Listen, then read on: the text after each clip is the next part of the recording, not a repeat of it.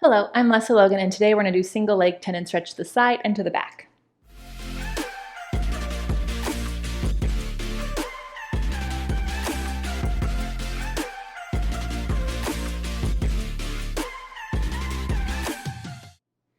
I love tendon stretch, as you know, if you've watched my tendon stretch video.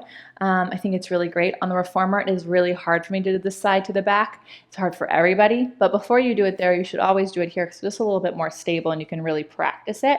There's even like kicks to the front and to the back, which I'll show in a future video someday. But this is a really good advanced way of training you to stay on one leg, right? So after you do the 2-leg tendon stretch, so we're on one top, one bottom spring, and you're doing really well, not leaning back to lift and lower the pedal, then you hop one leg out to the side. And my hips have to stay square. So your body's gonna wanna lean to one side, but you gotta keep the hips square. I'm reaching out through both of my legs. And again, 3 to 5, and then you can take the leg back and do 3 to 5. And then, of course, you would do the other leg. Now, what tends to happen as the leg goes back is people tend to let go of their ribs and lift their head up.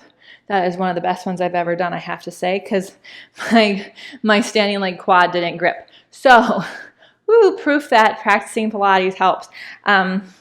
So the more you reach through your standing leg, the more control you're going to have of the pedal. The other leg is reaching out through my center and through my seat.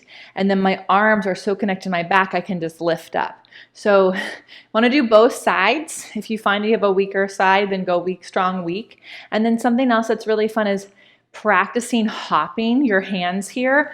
So on the reformer, you're going to go from one leg, right, to the other leg.